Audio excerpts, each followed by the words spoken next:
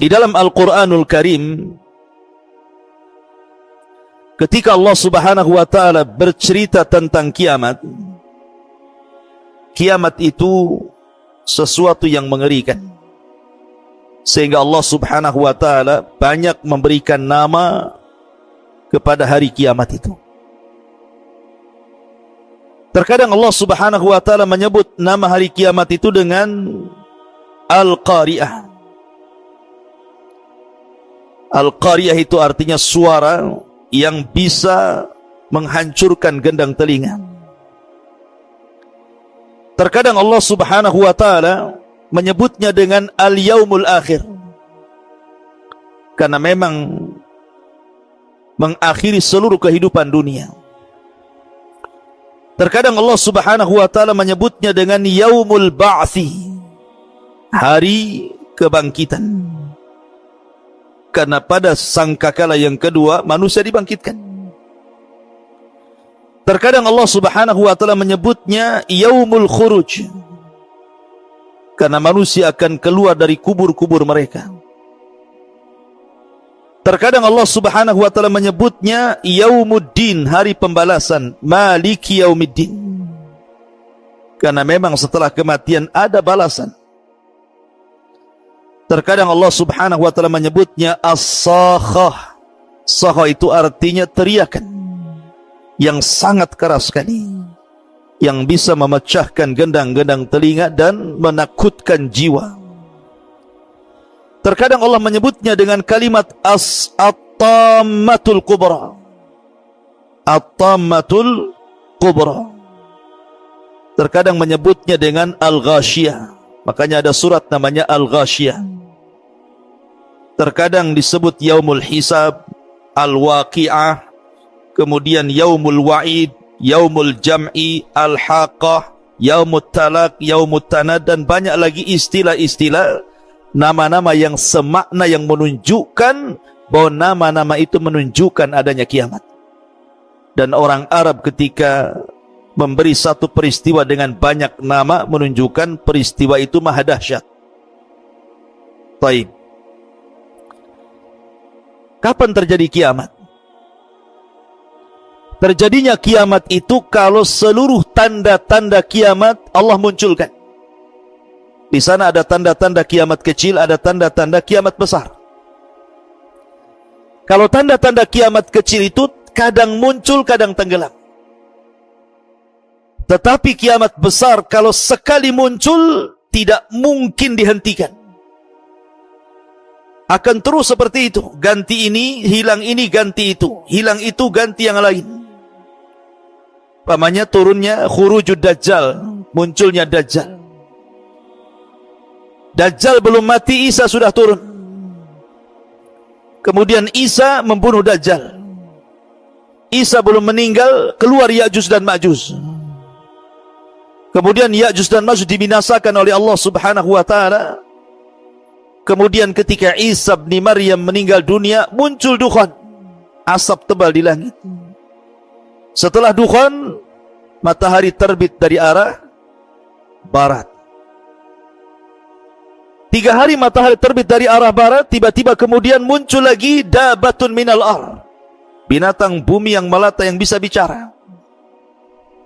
Kemudian setelah itu muncul gempa dari arah timur, dari arah barat, dari jazirah Arab, sampai kepada api yang keluar dari Adan menggiring manusia menuju Syam.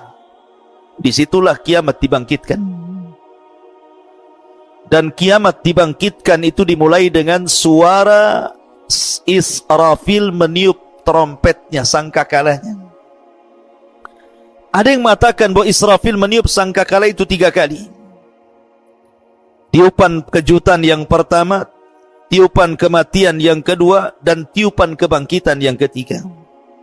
Tapi pendapat yang kuat wallahu alam bahwa tiupan itu cuma 2 kali. Tiupan pertama, tiupan kejutan dan kematian. Tiupan kedua, tiupan kebangkitan. Lah ketika Israfil meniupkan trompet itu, maka yang pertama kali meninggal adalah orang yang sedang memperbaiki tempat minum unta. Tiba-tiba pingsan kemudian mati. Kemudian disusul orang-orang yang di jalan-jalan, di pasar-pasar, di rumah-rumah. Kemudian disusul dengan bangsa jin, bahkan para malaikat. Semua akan diwafatkan Allah Subhanahu wa ta'ala pada tiupan yang pertama. Lah, setelah tiupan yang pertama ada namanya tiupan yang kedua, nafkhatus tsaniyah. Berapa jaraknya antara tiupan pertama ke yang kedua? Hadis Abu Hurairah radhiyallahu an mengatakan bahwa jarak tiupan pertama ke kedua itu 40. Tanpa menyebutkan 40 harikah, 40 bulankah, 40 tahunkah, wallahu a'lam. Tapi dari tiupan pertama ke tiupan kedua itulah terjadi kehancuran alam semesta, di mana Allah Subhanahu wa ta'ala menggempakan bumi idza zulzilatil ardu zilzalaha. Apabila bumi Allah gempakan, di tengah-tengah dua tiupan itu Allah Subhanahu wa ta'ala meluapkan air lautan ke daratan. Wa idzal biharu sujjirat. Ketika kemudian lautan itu dinyalakan kemudian ditumpahkan ke daratan seperti tsunami. Kemudian di antara dua tiupan itu Allah Subhanahu wa ta'ala gulung langit. Allah jatuhkan bintang-bintang. Wa idzan nujumun tasharat. Kemudian Allah Subhanahu wa ta'ala hancurkan gunung, bukit, lembah, sehingga alam semesta betul-betul hancur sehancur-hancurnya. Ketika itu tidak ada manusia, tidak ada jin, tidak ada malaikat. Di sini Allah Subhanahu wa ta'ala berfirman, limanil mulkul yaum. Limanil mulkul yaum. Kalian tahu kekuasaan ini milik siapa? Tidak ada yang jawab. Karena tidak ada makhluk yang berakal yang hidup. Maka Allah jawab sendiri, lillahil wahidil qahar. Kekuasaan itu milik yang satu, yang maha perkasa, Allah Subhanahu wa ta'ala. Bayangkan ikhwatu fiddin, manusia yang sekarang hidup di permukaan bumi, anggaplah 7-8 miliar. Satu dunia itu. Tetapi makhluk yang sudah dikubur, manusia yang sudah dikubur sejak Adam sampai hari ini, jumlahnya bukan miliaran lagi, bisa triliunan. Artinya orang yang dikubur itu jauh lebih banyak jumlahnya dibandingkan orang yang hidup hari ini. Saat tiupan yang pertama, yang akan merasakan hanyalah orang-orang kafir. Orang yang beriman tidak akan merasakan tiupan yang pertama. Karena sebelum Allah Subhanahu wa ta'ala merintahkan Israfil untuk meniup moncong itu, moncong sangkakala itu, maka orang-orang yang beriman walaupun punya iman hanya sebiji zarah, diwafatkan dengan dikirim angin yang sangat dingin menyentuh ketiak-ketiak orang-orang ini, kemudian Allah wafatkan. Sehingga tidak ada yang hidup kecuali orang yang paling buruk dari orang-orang kafir.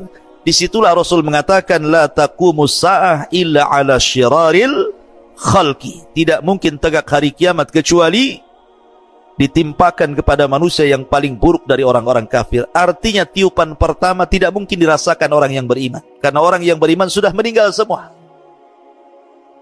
Tetapi tiupan yang kedua, baru akan dirasakan semua orang. Mau mukminnya, mau kafirnya, mau munafiknya, semua akan merasakan. Mulai orang hidup di zaman Nabi Adam sampai yang terakhir mati, semua akan merasakan tiupan yang kedua. Karena tiupan yang kedua itu disebut tiupan kebangkitan.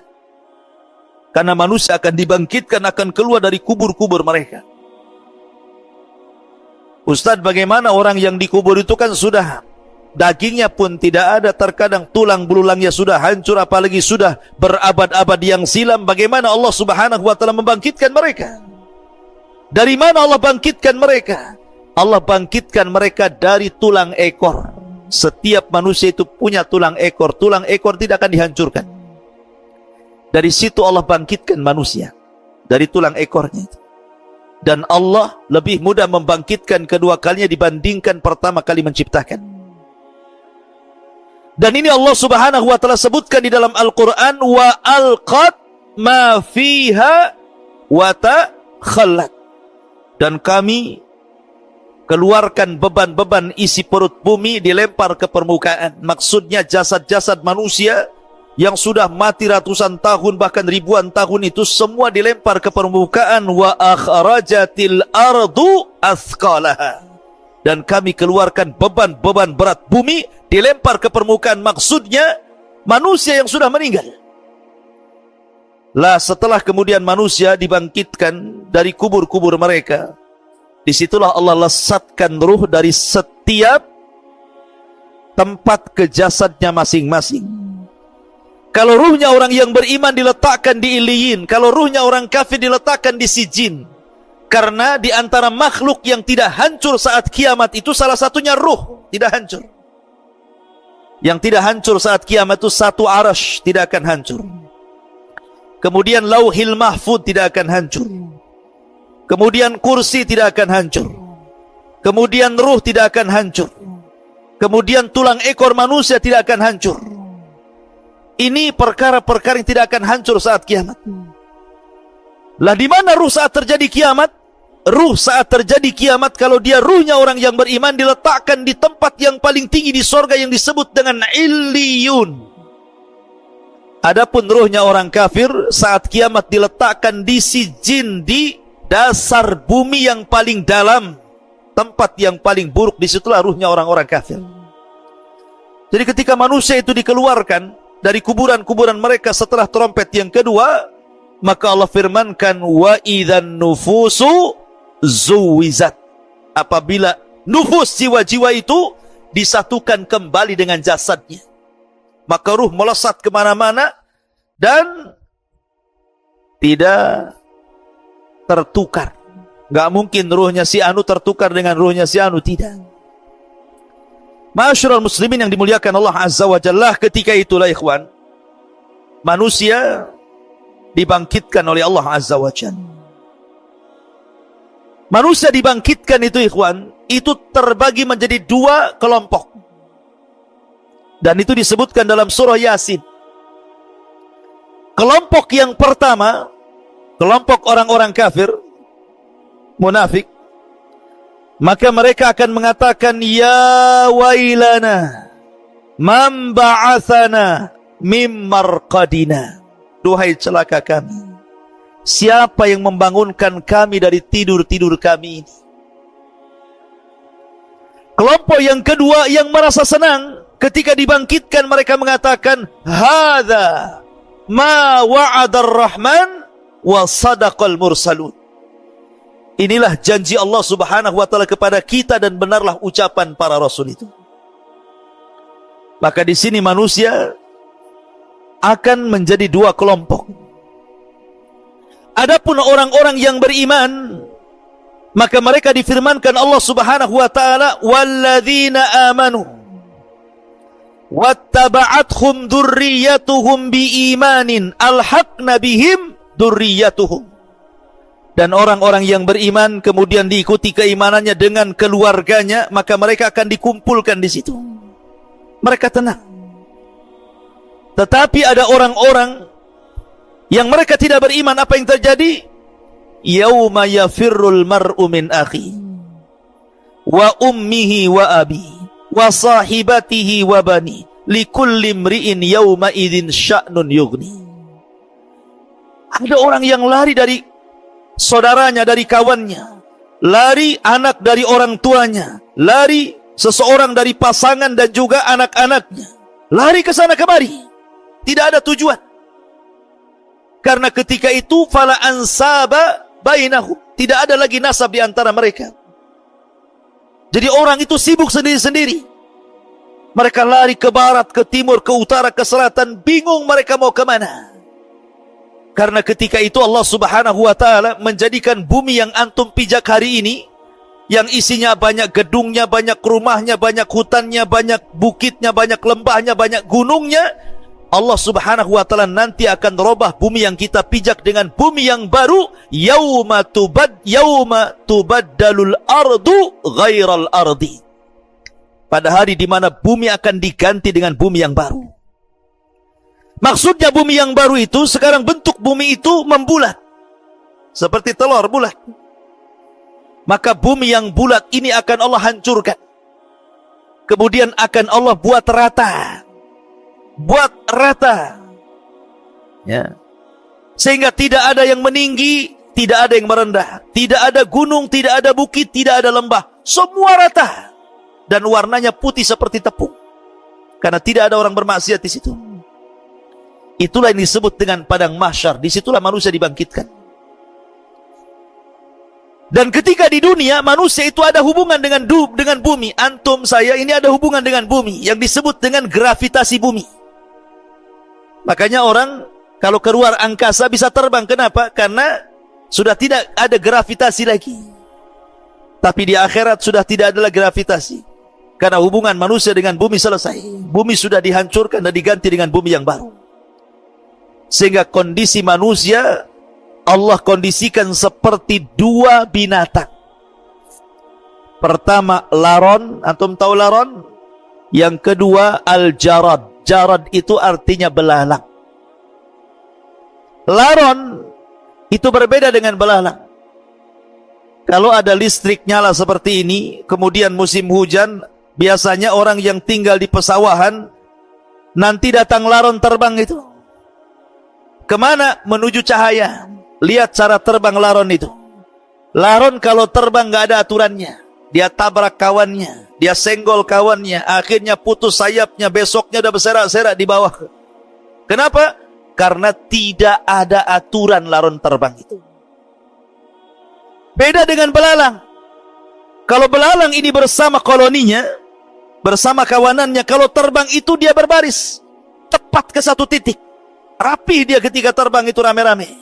Kalau laron amburadul terbangnya.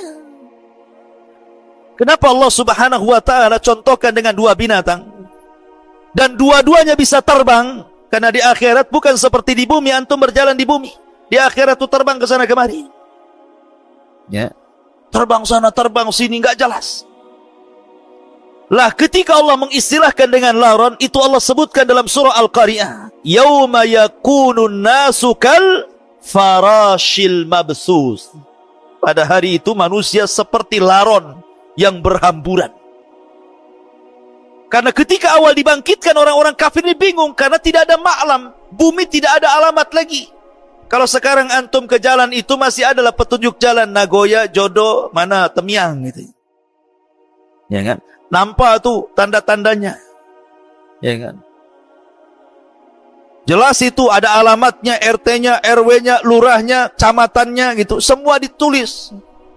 Tetapi di akhirat itu di padang mahsyar tidak ada ma'lam, tidak ada alamat, tidak ada penunjuk jalan karena sudah tidak ada gedung, tidak ada rumah, tidak ada gunung, tidak ada hutan, semua rata, tanah rata. Oh kemana? Sudah tidak tahu lagi di mana kapling dia tuh. Jabal Uhud pun tak tahu di mana lagi. Ya, karena sudah rata semuanya. Tidak ada ma'lam, tidak ada alamat. Makanya mereka bingung, mau harus pergi kemana? Akhirnya mereka yang dari timur ke selatan, yang dari selatan ke utara, yang dari utara ke barat, pokoknya seperti orang linglung. Lah itulah yang kemudian Allah sebut kal ihnil manfush, seperti laron yang berterbangan berhamburan, tidak jelas harus kemana. Bingung. Dan mereka dibangkitkan khufatan, uratan, ghurlan, buhman. Pertama tidak beralas kaki, kembali tidak dikhitan, telanjang bulat dan tidak ada bawa harta di badan. Betul-betul miskin semuanya. Nahnu fuqara ilallah. Kita ini miskin di hadapan Allah Azza wa Jalla. Baru setelah kemudian manusia kesana kemari nggak jelas gitu ya. Baru ada panggilan disebutkan dalam surah Toha. Ketika ada panggilan, barulah kemudian manusia dari mana-mana akan tertuju kepada satu panggilan itu. Disitulah Allah subhanahu wa ta'ala kemudian ibaratkan dengan kal jaradil muntashir. Maka mereka seperti belalang. Karena belalang aturannya jelas terbangnya menuju satu titik. Ya. Maka akhirnya kemudian manusia berkumpul di satu tempat lah. Disitulah disebut padang mahsyar. Manusia akan berdiri di situ. Berapa tahun? Khamsina alfasana. 50.000 tahun. Yauma yakumun nasu li rabbil alamin. Manusia akan berdiri menghadap Rabb alamin. Apakah 50.000 tahun itu berlaku kepada seluruh manusia? Tidak. Ini hanya berlaku kepada orang-orang kafir saja.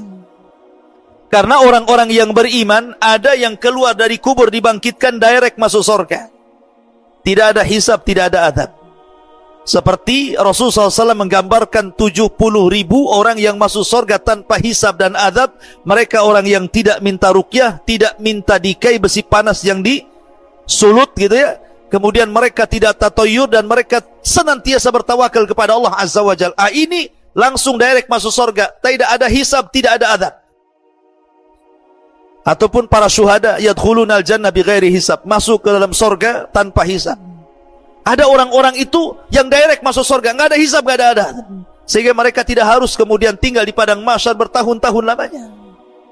Tapi ada juga yang dihisab dengan hisab yang sulit, ya agak lama. Ada juga hisab yang mudah, ya agak cepat. Pokoknya tergantung amalannya di bumi. Karena kehidupan akhirat itu yang menentukan kebahagiaan ketika sekarang ini kita hidup di bumi. Faman ya'mal mithqala dzarratin khairan yara wa man ya'mal mithqala dzarratin syarran yara. Ma'asyiral muslimin wal muslimat rahimani wa rahimakumullah. Lah ketika manusia berkumpul di padang mahsyar, apa yang terjadi? Allah Subhanahu wa taala akan datang menemui mereka. Wa jaa'a rabbuka wal malaku saffan saffa. Maka Rabbmu akan datang sementara malaikat berbaris-baris bersaf-saf itu. Lah ketika itu Allah Subhanahu wa taala memanggil makhluk yang disebut dengan Jahannam.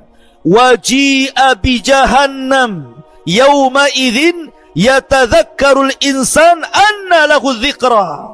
Didatangkan neraka Jahannam. Jahannam ini memiliki 70.000 tali kekang. Dan setiap satu tali kekang dipegang oleh 70.000 malaikat. Anda bisa bayangkan, Jahannam ini ditarik memiliki 70.000 tali untuk nariknya itu. Sementara setiap tali itu ditarik oleh 70.000 malaikat. Besar sekali Jahannam itu. Ya. Kemudian ditampakkan di hadapan manusia. Ketika kemudian ditampakkan di hadapan manusia, disinilah manusia terbagi menjadi 3 kelompok. Kelompok yang pertama disebut kelompok al-muqarrabun. Kelompok muqarrabun, orang-orang yang dekat dengan Allah Subhanahu wa taala. Maka mereka langsung diangkat oleh Allah Azza wa Jalla, dijauhkan dari Jahannam, kemudian diletakkan di bawah arsy Allah Subhanahu wa taala. Kemudian kelompok yang kedua yang disebut Ashabul Yamin diangkat juga, dijauhkan dari Jahannam sehingga Jahannam berawal di bawahnya. Tetapi ada kelompok yang disebut dengan zalimul nafsi. Mereka akan tetap berada di situ, dikitari dan dikelilingi oleh neraka Jahannam, naudzubillah. Mereka itulah yang akan merasakan hisab Allah Subhanahu wa taala. Lah ketika Jahannam itu sudah dibentang di hadapan manusia, disitulah Allah akan letakkan satu jembatan menuju sorga yang disebut dengan as-sirat. Makanya ulama akidah ketika memberikan makna sirat itu jisrun mamdudun fauqa Jahannam, sebuah jembatan yang diletakkan di tengah-tengah Jahannam. Jadi kalau orang jatuh dari titian itu langsung nyemplung ke Jahannam, 70 tahun baru sampai ke dasarnya. Ma'asyiral muslimin yang dimuliakan Allah Azza wa Jalla, ketika itulah manusia akan ditanya 4 perkara.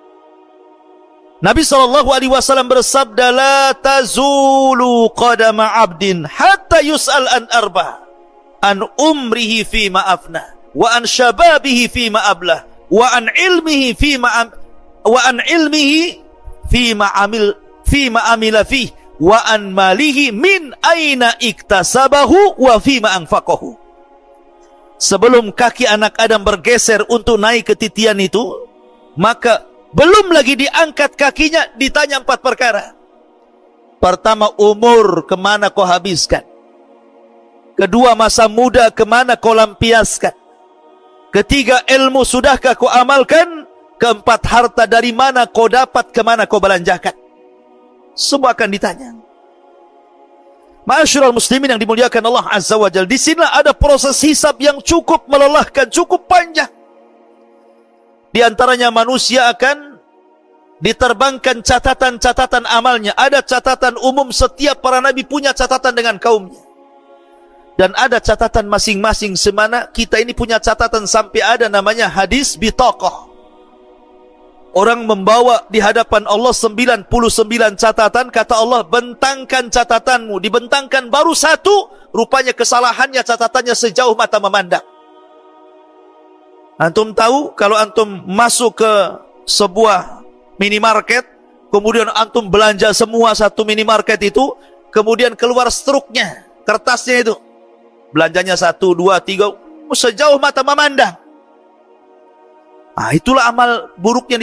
Ini detik ini, jam ini, hari ini saya berbuat ini. Ini detik ini, jam ini, tahun ini. Semua sampai sejauh mata memandang, semua kesalahannya. Sehingga Allah mengatakan, periksa. Adakah malaikat saya salah tulis? Dia mengatakan tidak ya Rabb, semua ini betul. Kenapa? Karena nanti di akhirat itu salah satu keunggulannya, manusia akan dikembalikan hafalannya. Kalau di bumi ini, kadang-kadang apa yang antum perbuat 1 bulan, 1 tahun yang lalu sudah lupa kalau antum pernah gampar orang itu. Kalau antum pernah ngutang orang, ngambil barang orang, udah lupa. Tapi di akhirat nanti semua diingatkan. Nggak akan ada yang tersisa dari sebuah maksiat kecuali ditampakkan. Ya. Begitulah hisab. Adapun orang-orang ketika ini catatan itu diterbangkan, kemudian Allah menyuruh untuk mengambilnya, ada orang-orang yang mengambil dengan tangan kanan, sehingga dengan bangganya dia mengatakan, ha umuqra'u kitabiyah. Lihat catatanku, baca, karena dia senang isinya pasti kebaikan. Ha umuqra'u kitabiyah. Tapi ada orang yang mengambil dengan tangan kirinya, maunya dilempar saja karena tahu dia isinya catatannya semua keburukan. Ada yang mengambil dengan tangan kiri sebelah punggung, susah diambil. Karena orang itu terbagi 3. Pertama, mukmin mengambil dengan tangan kanan, kafir dengan tangan kiri, munafik dengan tangan kiri di sebelah punggungnya. Begitulah manusia. Kemudian di sana juga nanti ada proses mizan, timbangan. Semua akan ditimbang. Dan timbangan itu menentukan kebaikan orang dan menentukan keburukan orang. Fa amma man thaqulat mawazinuhu fa huwa fi isyatir radiyah. Wa amma man khaffat mawazinuhu fa ummuhu hawiyah wa ma adraka ma hiya narun hamiyah. Jadi semua akan ditimbang itu. Baik badannya, baik catatannya, baik amalannya, semua akan ditimbang. Dan yang menentukan berat dan tidaknya timbangan itu bukan berat badan. Kalau berat badan yang gemuk, antum yang untung, yang kurus yang rugi. Oh, alhamdulillah saya gemuk, insya Allah timbangan saya berat. Ya, di dunia, di akhirat belum tentu. Karena Abdullah bin Mas'ud, seorang sahabat Rasul, orangnya kurus kering, naik pohon kurma, datang angin, kemudian jubahnya tersingkap, nampak betis yang kecil, di mana daging dengan tulangnya nyatu karena saking kecilnya. Akhirnya para sahabat mentertawakan kedua betis Abdullah bin Mas'ud, sangat kecil. Kata Rasulullah, tadhaku, jangan ketawakan kedua betis Abdullah bin Mas'ud itu. Karena kedua betis itu kalau ditimbang di satu neraca gunung Uhud, di neraca satunya, maka 2 betis Abdullah bin Mas'ud jauh lebih berat dibandingkan gunung Uhud. Artinya bahwa yang menjadikan berat bukan badan, tetapi amalan dan catatan. Ya. Lalu apa yang bisa memberatkan timbangan, ikhwan? Banyak. Ya, salah satunya apa? Salah satunya zikrullah. Orang yang senantiasa berzikir itu, ikhwan, itu bisa memberatkan timbangan. Rasul mengatakan apa? Kalimatani khafifatani thaqilatani fil mizani habibatani ala rahmani subhanallah wa bihamdihi subhanallahil azim.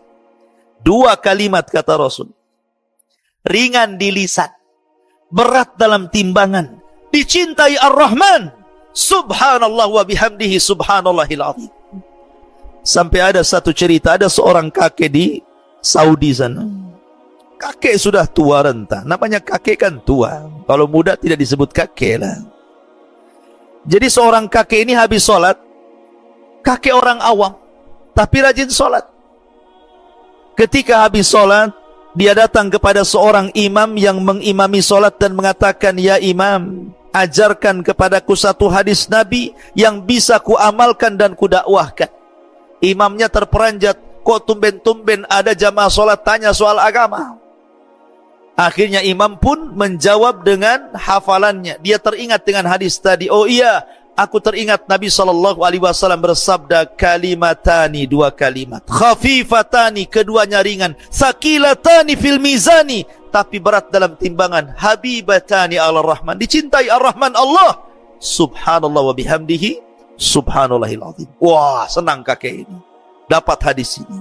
Pulang dia dari masjid, ketemu orang di jalan. Hei sini, saya akan bacakan sabda Nabi, kalimatani khafifatani ala lisani, sakilatani fil mizani, habibatani ala rahman, subhanallah wa bihamdi, subhanallah. Sudah.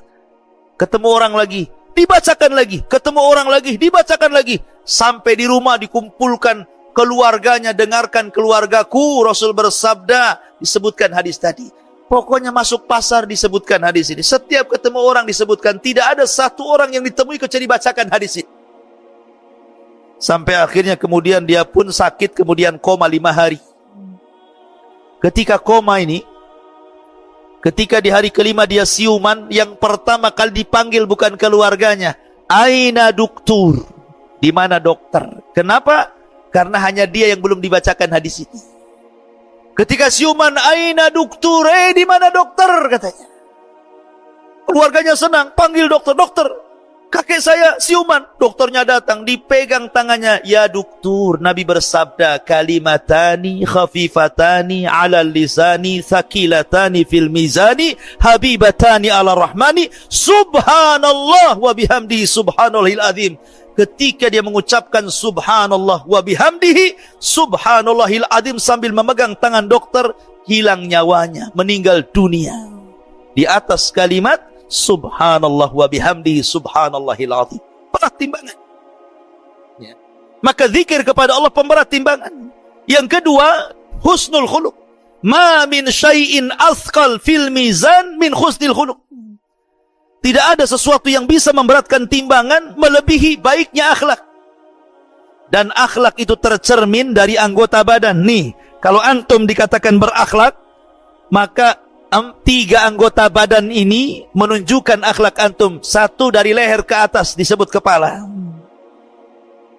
Kepala ada mata, kepala ada telinga, kepala ada hidung, kepala ada lisan, kepala ada otak.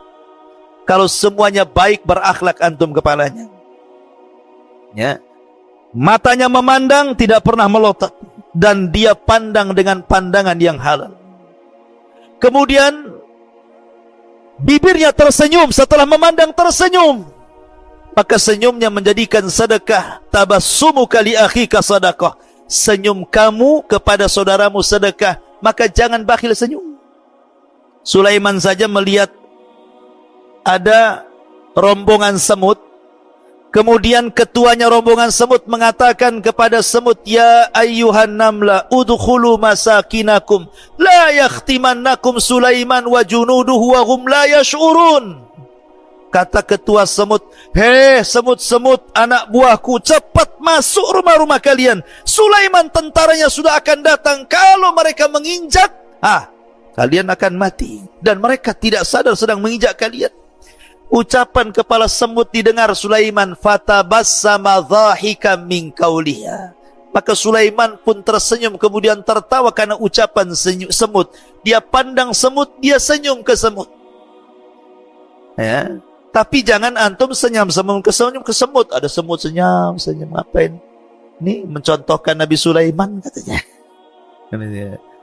Maksudnya begini, jangan mudah atau jangan susah untuk melempar senyum. Karena biasanya kalau orang jarang senyum, sekali senyum dipertanyakan, ngapain kok senyum orang itu? Ada apa kok tiba-tiba senyum? Gila ya katanya. Karena jarang senyum, sekali senyum dipertanyakan senyumnya tuh. Ya. Jadi senyum itu bagian daripada akhlak. Habis memandang tidak melotot, habis tersenyum manis senyumnya, baru mengeluarkan untayan kata-kata yang indah, yang mutiara, yang santun. Rasul mengatakan, "Man kana yu'minu billahi wal yaumil akhir falyaqul khairan aw liyasmut." Itu akhlak namanya. Tidak memandang kecuali yang baik, tidak mencium kecuali yang halal, tidak berpikiran otaknya yang negatif, semua positif, tidak suudon sama orang. Berarti kepala kita berakhlak. Kemudian tangan mudah membantu, ada saudaranya bantu, ada saudaranya diangkat, memberi. Itulah tangan, akhlaknya tangan. Dan juga badan. Badan ini dari leher ke bawah, kalau antum ngobrol, jangan pula dia ngadap kita, kita pula ngadap tembok. Itu tidak berakhlak badan kita. Ya, jadi itu akhlak. Akhlak itu pemberat timbangan. Kemudian yang ketiga, di antara pemberat timbangan orang yang mengantarkan jenazah. Siapa yang mengantarkan jenazah sampai menyolatkan, maka dia dapat 1 qirat. Siapa yang sampai menguburkan di pekuburan, maka dia dapat 2 qirat. Apa qirat itu Rasul? Qirat itu artinya gunung Uhud. Jadi orang yang menyolatkan mayat dapat pahala seberat gunung Uhud. Kalau sampai menguburkan dapat 2 gunung Uhud, gitu maksudnya. Gunung Uhud itu besar, terbentang di Madinah. Ya. Intinya bahwa ada pemberat-pemberat timbangan amal saleh dan ada peringan timbangan amal saleh. Maka yang berat timbangan kebaikannya, ringan timbangan keburukannya, direct masuk surga. Maka orang yang berat timbangan keburukannya, ringan timbangan kebaikannya, direct masuk neraka. Ada yang 50-50 itu. 50% kebaikannya, 50% keburukannya. Maka ini disebut Ashabul A'raf. Makanya ada namanya Suratul A'raf. Orang yang 50-50 itu. Mereka orang yang terakhir dihisab, tetapi ujung-ujungnya masuk surga karena syafaat. Ma'asyiral muslimin, para santri, ikhwan dan akhwat yang dimuliakan Allah Subhanahu wa taala. Kembali ke padang mahsyar. Ini proses hisab namanya. Jadi manusia itu, ikhwan, coba perhatikan, jangan ribut. Perhatikan dulu. Jangan ngadap sana, sini ngadap sini. Itu siapa itu? Ngadap sini. Antum ustadznya di mana? Ya. Jadi kondisi padang mahsyar itu, manusia akan dibangkitkan di padang mahsyar. Padang mahsyar ini, ikhwan, adalah padang yang sangat luas. Ketika manusia berdiri di padang mahsyar, apa yang terjadi? Matahari dan bulan itu yang disatukan oleh Allah akan diletakkan di atas kepala. Makanya saat kiamat yang tidak jatuh itu cuma matahari dan bulan. Semua bintang dan planet berjatuhan dan bertubrukan, dihancurkan, kecuali matahari dan bulan. Karena Allah mengatakan wajumi asyamsu wal qamar. Maka Allah akan kumpulkan matahari dan bulan jadi satu. Tidak dihancurkan. Karena akan dibawa kepada padang mahsyar dan akan diletakkan 1 mil di atas kepala. Disitulah keringat bercucuran. Saking banyaknya keringat, ada yang tenggelam 1 betis, ada yang tenggelam 1 pusar, ada yang tenggelam 1 dada, ada yang hampir tenggelam dengan kepala-kepalanya. Saking panasnya keringat terus bercucuran. Dan kondisi mereka tidak bisa duduk, tidak bisa baring. Mereka hanya bisa berdiri saja, tidak ada makanan, tidak ada minuman. Ketika itulah mereka bingung harus apa yang mereka lakukan. Sehingga mereka kemudian bertanya kepada orang-orang berakal di antara mereka. Setiap kaumnya, setiap zamannya, setiap masanya, berkumpullah orang-orang yang berakal itu. Kemudian mereka mengatakan, kenapa kita tidak datang kepada Nuh alaihi salatu wassalam? Cobalah kita minta syafaat. Rupanya mereka datang ke Nuh dan mengatakan, Nuh, awalnya kepada Nabi Adam dulu. Cobalah kita datang kepada Nabi Adam. Dia kan bapak kita. Boleh jadi dia bisa menolong kita. Akhirnya datang dulu pertama kali ke Nabi Adam dan mengatakan, ya Adam, engkau bapak kami. Allah ciptakan dengan kedua tangannya. Allah tiupkan rohnya langsung kepadamu. Malaikat sujud semua kepadamu. Tolonglah. Lihat kami. Kami ini sudah kepanasan, lelah, letih. Minta kepada Allah agar engkau perantara syafaat bagi kami. Tapi Adam mengatakan, tidak bisa. Aku pernah berbuat salah. Gara-gara makan buah larangan, aku diusir dari sorga. Kau pergi kalian ke Nuh sana. Boleh jadi Nuh bisa menolong kalian. Nafsi-nafsi, kata Adam. Urus diri kalian, urus diri kalian. Datanglah ke Nuh. Nuh, kamu ini Rasul yang pertama. Nuh, kamu ini Rasul yang pertama. Tolonglah. Lihat kondisi kami. Ya. ala tara ila ma nahnu fihi, ud'u ila rabbik. Tidakkah kau iba melihat kondisi kami? Berdoalah kepada Rabbmu ya Nuh, agar memberikan syafaatnya kepada kami. Tapi Nuh mengatakan, tidak, aku tidak bisa karena aku pernah berdoa kehancuran kepada kaumku. Rabbi la tadhar alal ardi minal kafirina dayyara. Nuh pernah mengatakan, ya Rabb, jangan kau sisakan satu jiwa orang kafir kecuali kau binasakan. Sebaiknya kau datang ke Ibrahim sana. Datang manusia ke Ibrahim alaihi salatu wassalam, abul anbiya. Ya Ibrahim, lihat kondisi kami. Berdoalah kepada Allah agar Allah memberikan syafaat kepada kami. Kata Ibrahim, aku tidak bisa karena aku pernah berdusta 3 kali dusta. Pertama saat hijrah dengan Sarah ke Mesir. Dia katakan kepada Sarah, hei Sarah, jangan katakan kepada para prajurit raja, kalau kau istriku, katakan kau saudariku. Ini bohong yang pertama. Bohong yang kedua, ketika menghancurkan patung-patungnya, kemudian diletakkan di palunya di patung yang besar, ditanya Namrud, engkau yang melakukan ini wahai Ibrahim? Kata Ibrahim, enggak, yang melakukan tu yang paling besar. Bohong yang kedua. Bohong yang ketiga, Ibrahim diajak pesta oleh ayahnya ke pesta Namrud. Tapi Ibrahim tidak mau, sehingga dia mengatakan, inni sakim, aku lagi sakit, padahal tidak sakit. Maka itu bohong ketiga. Aku pernah bohong 3 kali. Sebaiknya kau datang kepada Musa.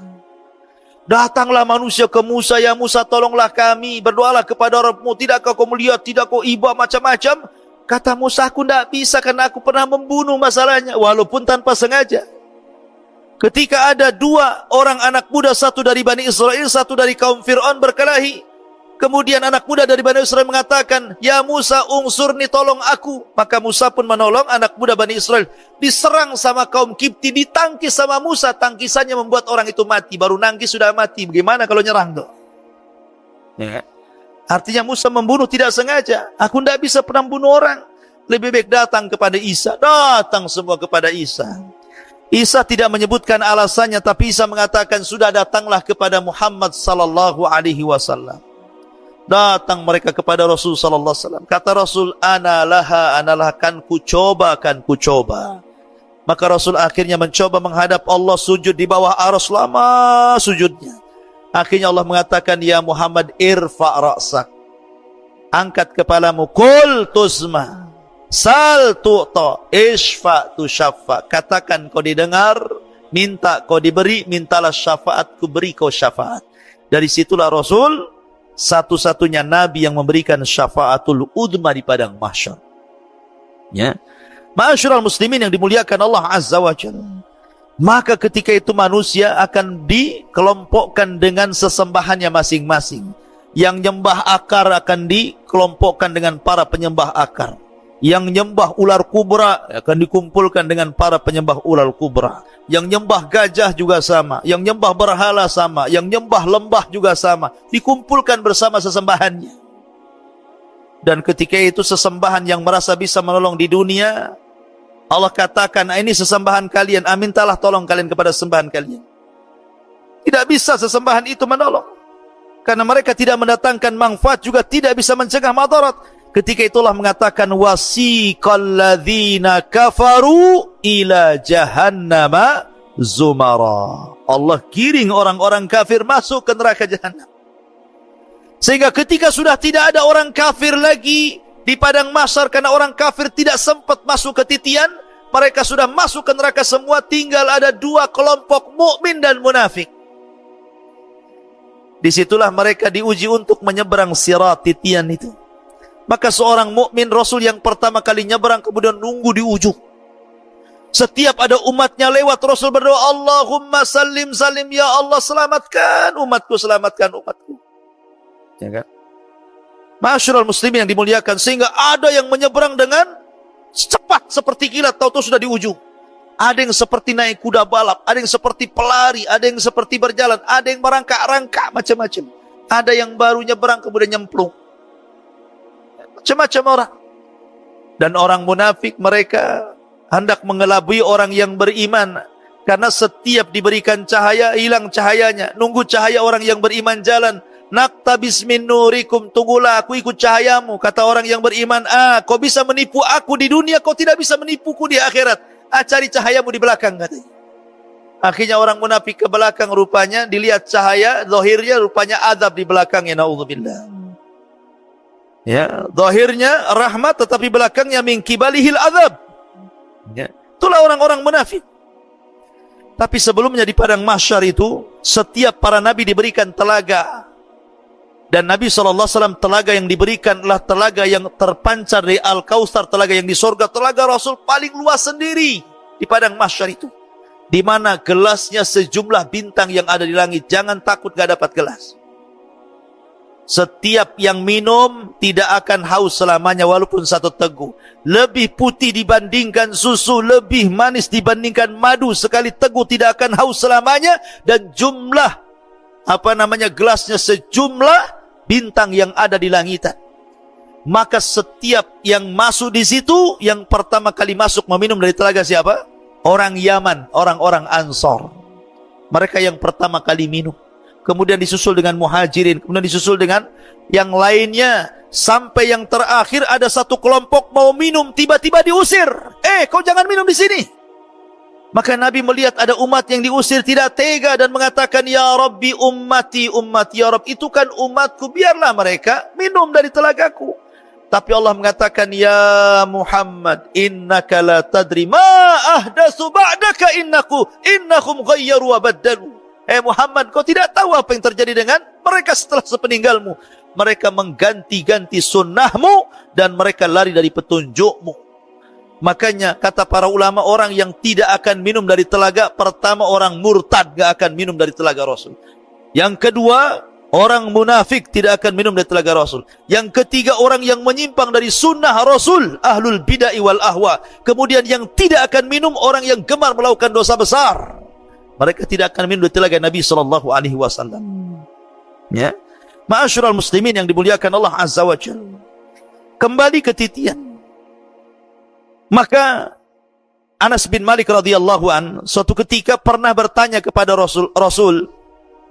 Kata Anas bin Malik, Rasul, aku ingin mendapatkan syafaat pada hari kiamat. Dan Anas bin Malik itu 10 tahun menjadi pembantu Rasul sampai Rasul meninggal. Dari usia 10 tahun sampai usia 20 tahun bersama Nabi, sampai Rasul meninggal. Sehingga Rasul sayang dengan Anas bin Malik karena pembantunya. Kata Anas, Ya Rasul, aku minta syafaat pada hari kiamat. Kata Rasul, af'al, siap, saya lakukan wahai Anas. Kata Anas bin Malik radhiyallahu anhu, Ya Rasulullah, kalau seandainya saya sudah berada di padang mahsyar dan ingin mencari syafaat darimu, aina ajiduka yaumal qiyamah, di mana ku dapati engkau pada hari kiamat? Maka kata Nabi SAW, Ya Anas, tajiduni indal haud, datangi aku di telaga. Kata Anas bin Malik radhiyallahu, fa illam ajidka indal haud, aina ajiduka ya Rasulullah? Kalau aku tidak mendapati kamu di telaga, di mana lagi akan ku cari engkau wahai Rasul? Kata Nabi SAW, tajiduni indal mawazin, cari aku di tempat penimbangan amal. Kata Anas bin Malik, illam ajidka fil mawazin, fa aina ajiduka yaumal qiyamah? Lah kalau aku enggak dapati dirimu di tempat penimbangan amal, lalu di mana lagi wahai Rasul? Maka Rasul mengatakan, tajiduni indas sirat, cari aku di titian, cari aku di titian. Karena tidak mungkin tiga aku akan berada di tiga tempat, di telaga, di tempat penimbangan amal, dan di titian siratal mustaqim. Artinya bahwa ini tiga perkara yang luar biasa. Ya, kalau orang tidak sampai meminum telaga Rasul, kalau orang sampai berat timbangan keburukannya, kalau orang tidak sampai melintasi titian, alamat dia penduduk neraka. Makanya suatu ketika Rasul berada di giliran Aisyah radhiyallahu anha. Rumah Aisyah itu kecil, 1 meter kali 1,5 meter, itu kamarnya kecil sekali. Antum jangan bayangkan rumah Rasul besar, tidak kecil. Ya. Kemudian Nabi SAW tidur di paha Aisyah radhiyallahu anha, dijadikan bantalnya. Aisyah lihat suaminya sedang tertidur, tiba-tiba menangis. Rupanya tetesan air matanya netes mengenai pipi Nabi. Terperanjatlah Nabi bangun, tiba-tiba kemudian duduk di pandangnya Aisyah dan mengatakan, Ya Aisyah, lima tabki wa lima dumu, kenapa kau menangis dan apa itu air mata yang kau teteskan itu? Kata Aisyah radhiyallahu anha, "Ya Rasulullah, tadzakartu yaumal qiyamah." Rasul, aku teringat dengan hari kiamat. Hal tadhkuru bi ahlika yaumul qiyamah? Apakah kau akan ingat keluargamu, wahai Rasul, pada hari kiamat? Apakah kau akan ingat aku pada hari kiamat, wahai Rasul?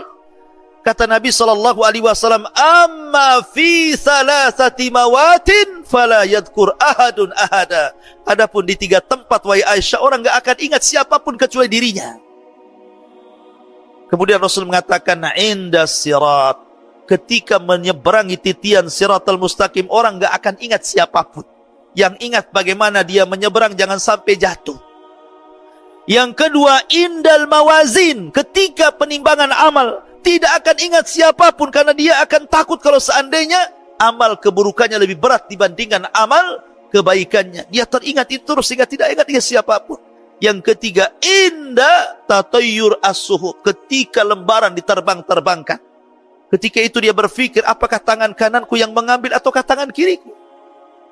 Ya, di 3 tempat kata Rasul, orang tidak akan ingat siapapun kecuali dirinya. Ya kan? Artinya ma'asyiral muslimin, santri ikhwan dan akhwat yang dimuliakan Allah Subhanahu wa taala, bahwa kondisi padang mahsyar itu menakutkan. Sangat menakutkan. Maka antum jangan kemudian berleha-leha di dunia ini. Antum kira setelah kematian itu beristirahat, tidak. Kadang ada orang aneh ngantar jenazah ke kuburan, ngomongnya gimana? Yuk kita antar jenazah ini ke tempat peristirahatan yang terakhir. Kalimat ini bukan hanya keliru tapi salah. Ya. Kenapa? Karena orang dikubur bukan beristirahat. Enak saja orang kubur beristirahat. Orang masuk kuburan itu ditanyai apa yang sudah dikerjakan di bumi. Bukan untuk beristirahat. Makanya orang kadang-kadang untuk mengakhiri hidup susah di dunia, makan racun serangga sampai akhirnya mati kutu gitu ya. Karena bunuh diri, orang ini stres. Dikiranya dengan mati itu menyelesaikan urusan, justru urusannya jauh lebih besar karena orang bunuh diri itu dikekalkan di neraka, maksudnya dilamakan nerakanya. Walaupun dia dikeluarkan kalau dia seorang mukmin. Ma'asyiral muslimin yang dimuliakan Allah Azza wa Jalla, intinya bahwa kehidupan padang mahsyar ini luar biasa. Luar biasa. Makanya kenapa kita selalu diingatkan oleh Nabi SAW di dunia ini banyak pelajaran. Banyak pelajaran yang bisa mengingatkan kita kepada kehidupan akhirat. Contoh, matahari. Di siang hari ketika kita matahari kemudian terik panas kepada kita. Ini sebenarnya kita diingatkan bahwa nanti di akhirat jauh lebih panas. Ya. Kalau sekarang ini matahari ini jauh dari bumi. Tetapi Allah letakkan di porosnya. Sebab matahari ini kalau jauh dari porosnya, ini poros matahari, ini bumi umpamanya ya. Ini matahari kalau menjauh dari porosnya beku bumi itu. Tapi kalau mendekat dari bumi terbakar bumi itu. Makanya matahari tepat di porosnya. Itulah kuasa Allah Azza wa Jalla. Tidak menjauhkan, tidak mendekatkan. Sebab kalau jauh beku, kalau dekat terbakar, ditempatkan di porosnya. Ya. Banyak. Kalau kita melihat api, kalau orang berpikirnya api itu dijadikan tazkirah kan itu. Allah mengatakan dalam Al-Quran itu, afara'aitumun nar allati turun a'antum ansha'tum syajarataha am nahnu munsyi'un nahnu ja'alnaha tazkiratan, kata Allah kan. Tidakkah kau lihat api yang menyala kalau ada kebakaran? Ya, tidakkah kau perhatikan api-api yang menyala itu? Apakah kami yang menghidupkan atau kalian? Itu semua kami jadikan peringatan bagi kalian. Maksudnya bahwa akan ada api yang jauh lebih besar daripada api dunia gitu Mas. Jadi semua dunia ini sebenarnya bisa dijadikan pelajaran akan ketebalan keimanan kita kepada hari akhir.